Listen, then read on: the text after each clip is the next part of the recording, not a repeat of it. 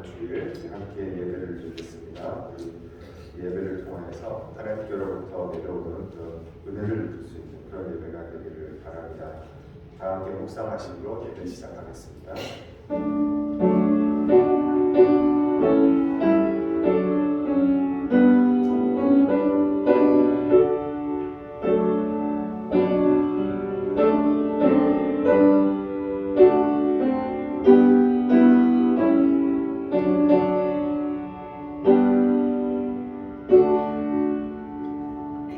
아버지께 참으로 예배하는 자들은 신령과 진정으로 예배할 때가 오라니 곧 이때라.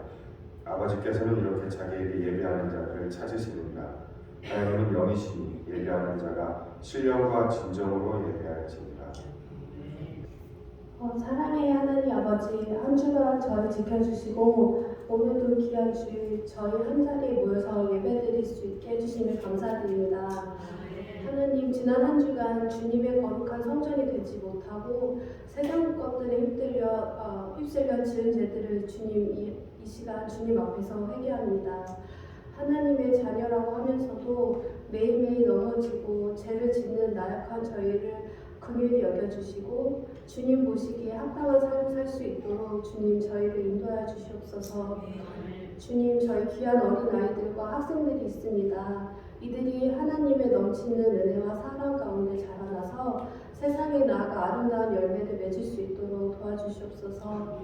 또한 직장인들과 어른들은 하나님의 사랑과 지혜로 각자의 위치에서 하나님께서 주신 사명에 따라 하나님 나라 확장에 쓰임받을 수 있도록 도와주시옵소서.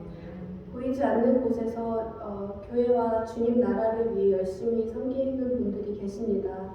주님 한 분 한 분 다 기억하여 주셔서 그분들의 삶에 주님의 보호하심과 은혜가 항상 넘치도록 함께하여 주시옵소서. 이제 주님의 말씀을 전하신 박경현 목사님께도 성령의 기름을 넘치도록 부어주셔서 목사님께서 주님의 말씀을 전하실 때에 저희의 마음이 열리고 하나님께서 각자에게 주시는 말씀을 마음판에 잘 새길 수 있도록 도와주시옵소서.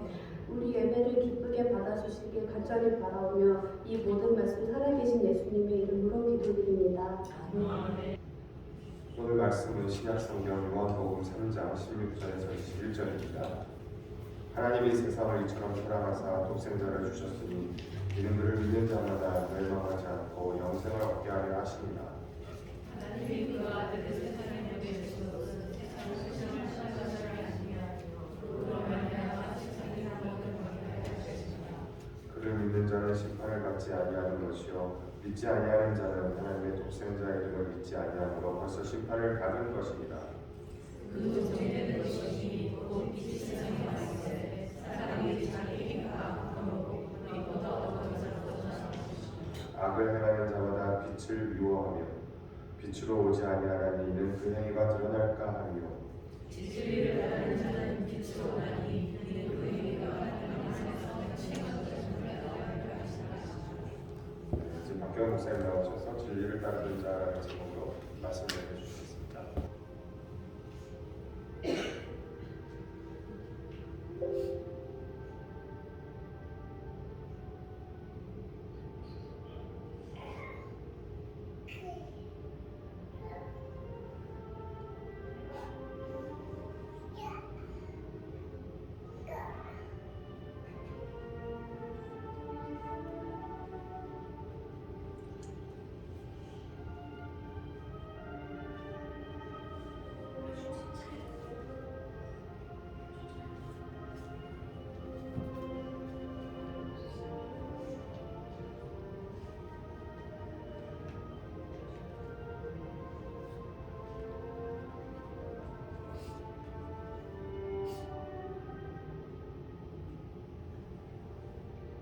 보스니아 내전이라고 하는 전쟁이 있었습니다. 유고슬라비아 전쟁 중에 벌어졌던 전쟁인데 20세기 후반 있었던 역사상 있었던 가장 잔인하고 수치스러운 전쟁입니다. 약 400만 명 인구의 40%에 해당하는 난민들이 생발생을 했고 그 지역에 있던 40%의 집들이 방화와 폭격동으로 초토화됐습니다. 이 전쟁 때문에 25만 명에서 30만 명 가량의 사람들이 죽었다고 합니다. 그런데 얼마나 참혹하게 죽었는지 아직도 정확한 통계가 나와 있지 않습니다. 그런데 이 내전이 한참이던 1992년 5월 박격포와 총탄이 날아다니던 그 사라예보에서 당시 그 사라예보 필하모니의 첼로 연주자였던 베드란 스말로비치라고 하는 사람이 자기가 할 수 있는 유일한 일을 했습니다. 그는 연주복을 입고 무너진 건물들의 폐허 속에서 누군가에 의해 저격당할 위험을 무릅쓰고 지하조토에 현을 위한 아다지오 지단조를 연주했습니다. 그 곡이 지금 여러분이 듣고 있는 곡입니다. 그런데 놀랍게도 그가 연주하는 동안 세르비안 민병대도 보스니아의 저격수들도 사격을 멈췄습니다.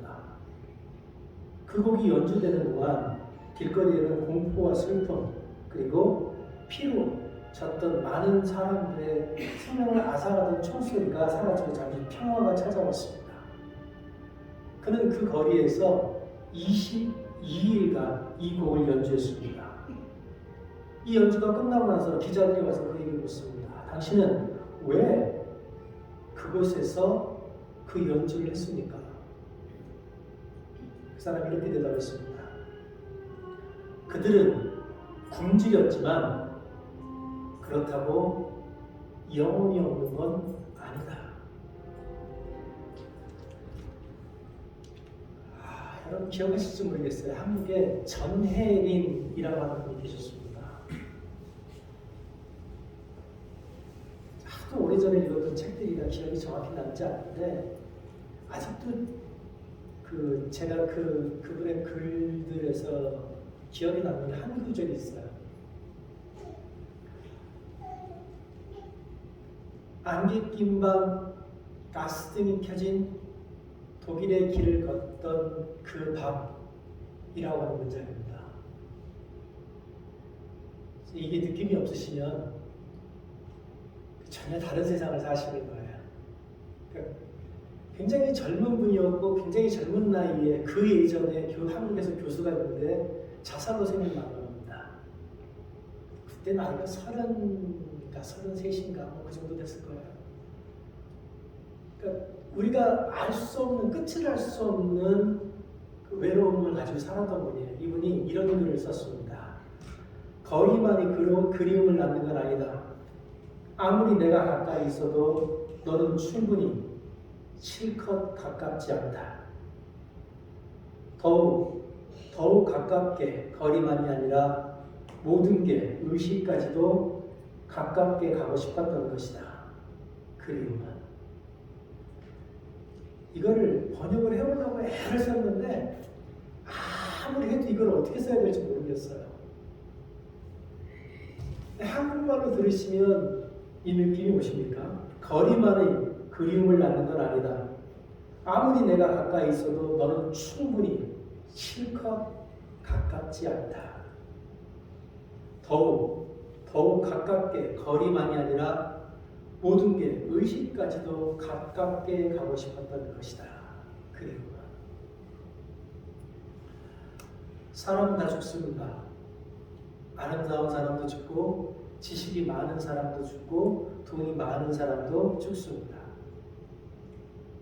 사람으로 태어난 이상 그 어느 누구도 죽음을 피할 수 없습니다. 그러나 사람이 죽는 것이 당연하다고 해서 사람이 짐승처럼 살다 죽어서는 안 됩니다. 사람은 어느 순간에도 짐승이 아니라 사람으로 살다가 죽어야 합니다. 예수 믿는 사람도 아프고 병에 걸립니다. 죽음은 예수 믿는 사람에게도 예외 없이 찾아옵니다. 아브라함, 이삭, 야곱 신앙의 위대한 인물들도 모두 다 죽었습니다. 때문에 질병이나 죽음은 절대로 불명예스러운, 수치스러운 것이 아닙니다. 오히려 죽음은 신자의 삶을 완성하는 부활의 시작입니다. 레위기에서는요, 여자의 유출에 대해서 말하면서 부정한 이야기를 거룩한 하나님의 말씀 안으로 가지고 들어왔습니다. 그런데 우리는 그렇게 하지 못합니다. 우리에게는 참 대단한 능력이 있는데 하나님의 거룩한 것도 부정하게 만드는 능력입니다. 로마서에서 바울은 이렇게 말합니다. 모든 사람이 죄를 범하였음에 하나님의 영광에 이르지 못하더니. 왜 우리가 하나님의 영광에 이르지 못합니까? 바울은 계속해서 이렇게 말합니다. 하나님을 알되 하나님을 영화롭게도 아니하며 감사치도 아니하고 오히려 그 생각이 허망하여지며 미련한 마음에 어두워졌나니 스스로 지혜 있다 하나 우둔하게 되어 썩어지지 아니하는 하나님의 영광을 썩어질 사람과 금수와 버러지 형상의 우상으로 바꾸었느니라. 우리가 스스로 하나님의 영광을 썩어질 사람과 금수와 버러지의 형상으로 바꾸었기 때문에 우리가 하나님의 영광에 이르지 못한답니다. 또 바울은 계속 이렇게 말합니다. 저희가 마음에 하나님 두기를 싫어하매 하나님께서 저희를 그 상실한 마음대로 내어버려 주사 합당치 못한 일을 하게 하셨으니 곧 모든 불의, 추악, 탐욕, 악의가 가득한 자요 시기, 살인, 분쟁, 사기, 악독이 가득한 자요 수군수군하는 자요 비방하는 자요 하나님의 미워하시는 자요 능욕하는 자요 교만하는 자요 자랑하는 자요 악을 옹호하는 자요 부모를 거역하는 자요 우매한 자요 배악하는 자요 무정한 자요 무자비한 자다. 저희가 이같이 일을 행하는 자는 사형에 해당한다고 하나님의 정하심을 알고도 자기들만 행할 뿐 아니라 또한 그 일을 행하는 자를 옳다 하느니라. 근데 제가 아무리 들어봐도 우리 중에 바울이 이렇게까지 말해야 될 만큼 나쁜 분들이 없어요. 제가 아무리 둘러봐도 우리 중에 그런 사람이 없는데 바울은 우리를 바라보면서 뭐라고 하냐면 우리 마음에 불의, 취악, 탐욕, 악의가 가득하고 시기, 살인, 분쟁, 악독이 가득하다고 말합니다. 이뿐만이 아니고 바울은 우리가 다른 사람에 대해서 수군거리고 비방하는 사람이라고 말합니다. 우리 안에 하나님의 영광을 가리는 많은 죄악들이 있다고 말합니다. 그런데 그러면서 성경이 말하는 게 뭐냐면 그렇게 너희 속에 있는 대로 살다 보면 너희가 짐승으로 살다가 죽는다는 겁니다. 그러나 하나님은 우리가 짐승으로 살다 죽는 것을 원치 않으셨어요. 하나님은 우리가 짐승이 아니라 하나님의 형상을 표현하고 하나님의 형상을 증거하는 인간으로 살기를 바라셨습니다. 그래서 우리를 구원하기로 결정하셨습니다. 하나님은 세상을 이처럼 사랑하사 독생자를 주셨으니 이는 저를 믿는 자마다 멸망치 않고 영생을 얻게 하려 하십니다. 하나님의 영광에 이른다고 하는 게 뭡니까? 구원을 받는 겁니다. 물론 우리 모두는요 나이가 들면서 육체가 약해지고 죽을 겁니다. 그런데 성경은 구원받은 사람에게는 그 육체의 죽음이 마지막이 아니라고 말합니다. 하나님의 계획은 우리가 죽음으로 영원히 멸망하는 것이 아니라 예수 그리스도를 믿음으로 하나님의 영광에 이르는 것이랍니다. 내가 그리스도와 함께 십자가에 못 박혔나니 그런즉 이제 내가 사는 것이 아니요 오직 내 안에 그리스도께서 사시는 것이라. 이제 내가 육체 가운데 사는 것은 나를 사랑하사 나를 위하여 자기 자신을 부르신 하나님의 아들을 믿는 믿음 안에서 사는 것입니다. 그런데요, 많은 그리스도인들이 내가 그리스도와 함께 십자가에 못 박혔다 이 부분에서 착각들을 해요. 내가 그리스도와 함께 십자가에 못 박혔다 이것을 자꾸 착하게 산다라는 것으로 받아들인다는 거예요. 내가 착하게 살면 선한 사람이 되면 윤리적으로나 도덕적으로 흠이 없는 완성된 삶을 살면 구원에 이를 수 있다라고 착각을 한다는 거예요. 그건 기독교의 교리가 아닙니다. 남편이 아내를 사랑하고 아내가 남편을 사랑하면 구원을 받습니까? 가족이 서로를 사랑하면 구원받습니까? 남을 속이지 않고 정직하게 살면 구원받습니까? 세상을 살면서 누구에게도 피해를 입히지 않고 살면 구원받습니까? 성경은 그렇지 않다고 말합니다. 성경이 말하는 구원은요, 윤리나 도덕에 관한 게 아니에요. 윤리나 도덕은 우리를 구원하지 못합니다. 윤리나 도덕은 구원에 관한 것이 아니라 사람다움에 관한 거예요. 그건 상식에 관한 겁니다. 우리가 상식을 잘 지켰다 그래서 구원을 받는 게 아닙니다. 세상이 하도 흉흉하고 이상하게 변해가지고 그 누구도 기본을 지키지 않는 세상이 되어버렸어요. 그러다 보니까 그 누군가가 인간됨의 기본을 지키고 살면 그것이 대단하고 위대한 것으로 여겨지는 세상이 되어버렸다는 겁니다. 사람이 사람다움을 지키며 사는 것이 대단해 보이지만 그것이 대단해 보인다는 건 현재 우리가 살고 있는 이 세상이 타락했다는 증거일 뿐 그 이상도 이하도 아닙니다. 성경은 아주 단호하게 말합니다. 예수께서 이르시되 내가 곧 길이요 진리요 생명이니 나로 말미암지 않고는 아버지께로 올 자가 없느니라. 여러분 그 엄상희 변호사라고 혹시 아십니까? 옆집 아저씨도 모르는데 엄상희 변호사를 아시겠어요? 이분이 1954년생이세요. 고려대 법학과를 졸업하고 변호사가 되신 분인데 그 40대 중반에 암 선고를 받습니다. 그리고 암 선고를 받으면서 동시에 시한부 선고를 받아요. 이 사람이 수술 받기 전에 하나님께 기도를 했다고 합니다. 하나님, 좋은 부모 밑에서 좋은 교육을 받고 잘 살다가 갑니다. 그리고 수술을 했어요. 그런데 수술을 했더니 몸속에 나온 게 암이 아니라 악성 종양이었답니다. 그래서 지금도 잘 살아 계십니다.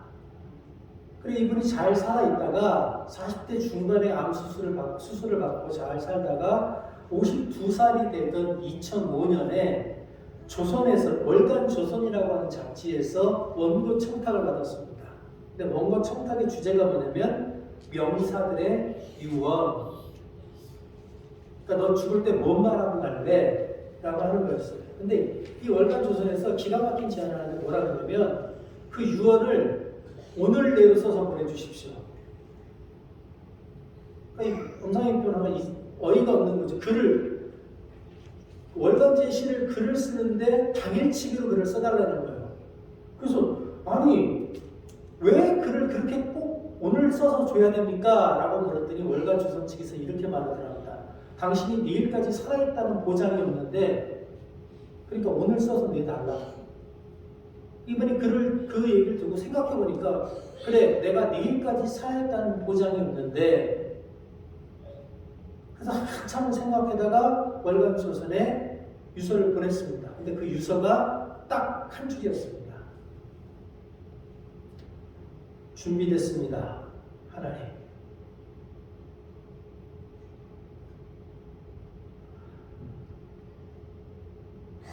준비됐습니다. 하나님.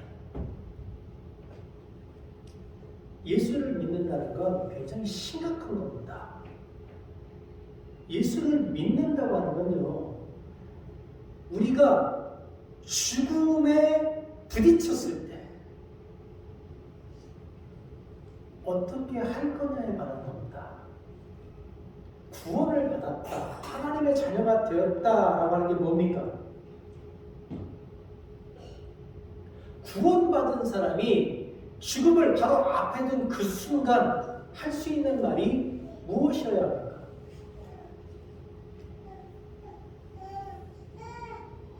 우리도 적어도 엄상희 변호사처럼 준비됐습니다. 하나님. 그렇게 깔끔하게 죽음을 받아들일 수 있어야 하지 않겠습니까? 삶을 대하는 자세는 예수 믿는 사람들이 일반인들과 좀 달라야 합니다. 재물이 그리스도인들을 노예 삼지 못하게 해야 됩니다.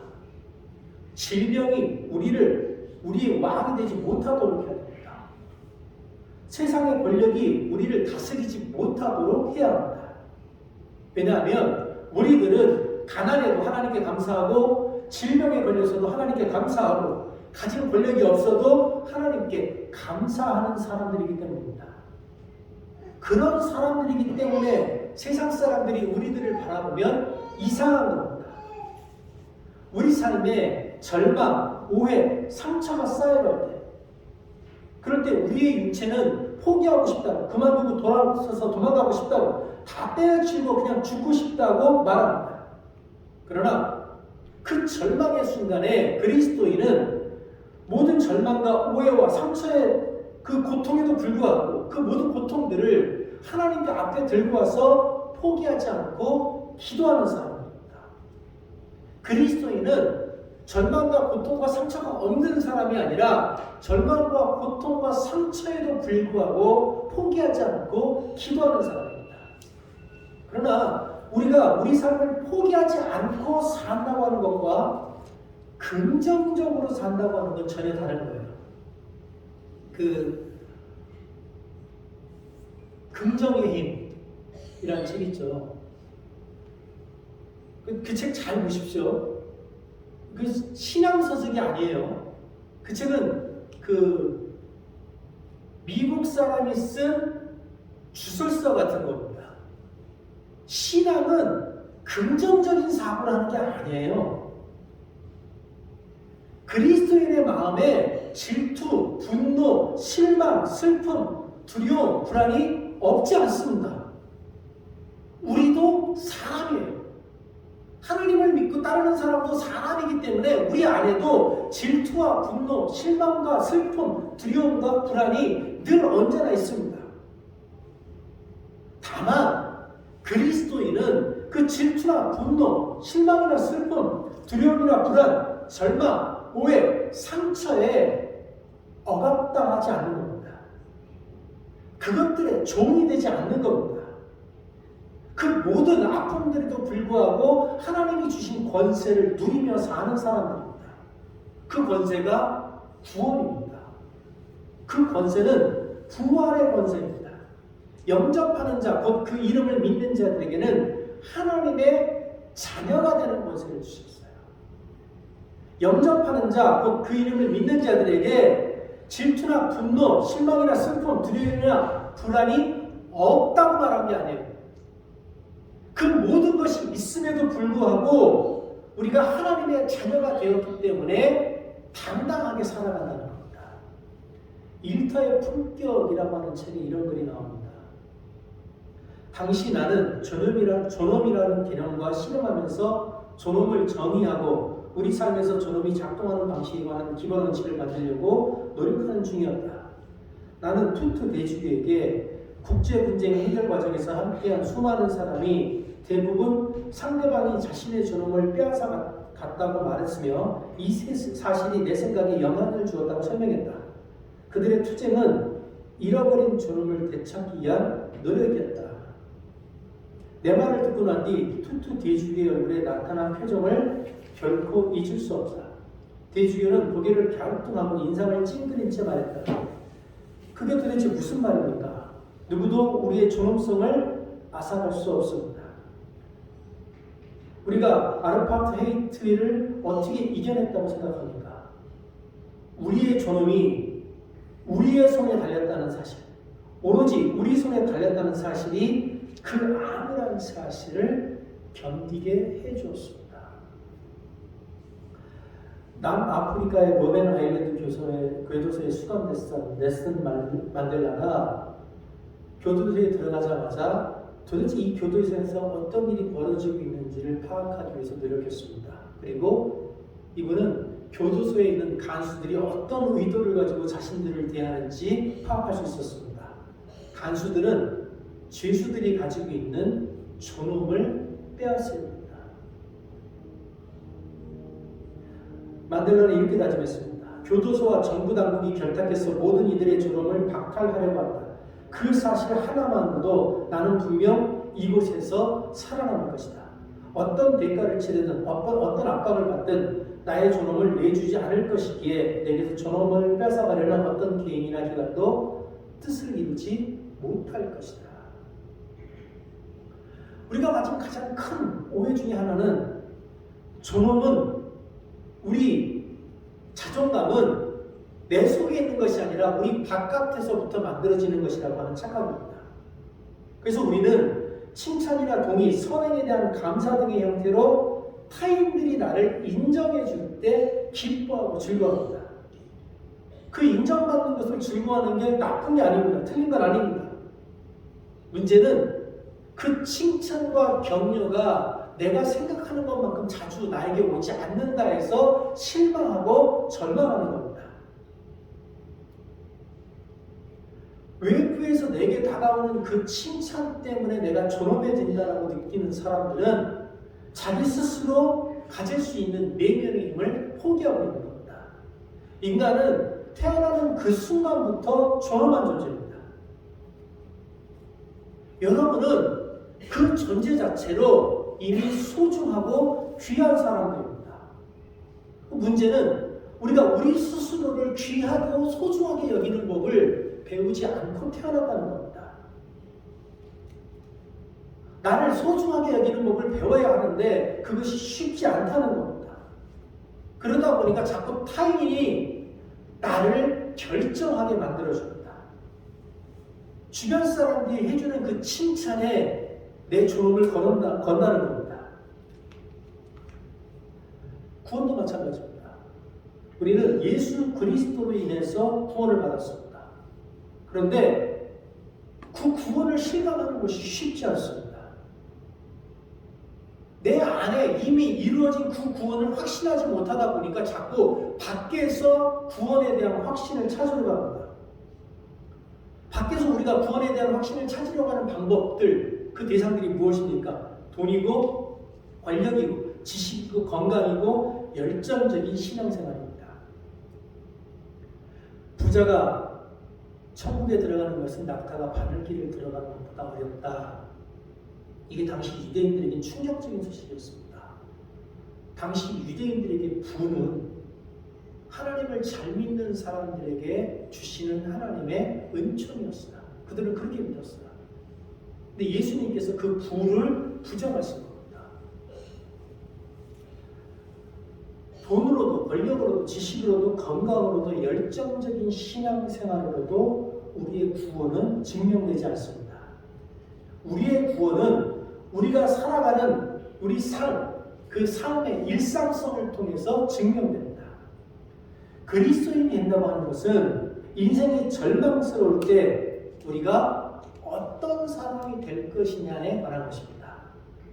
우리가 그리스도인이 된다고 하는 것은 죽음이 눈앞에 왔을 때 우리가 어떤 사람이 될 것이냐에 관한 겁니다. 고난이 찾아왔을 때 여러분 어떤 사람입니까? 인생에 절망이 찾아왔을 때 여러분은 어떤 사람입니까? 미래에 소망이 없다고 느껴질 때 우리는 어떤 사람입니까? 사람들이 나를 욕하고 저주하는 것 같을 때 우리는 어떤 사람입니까?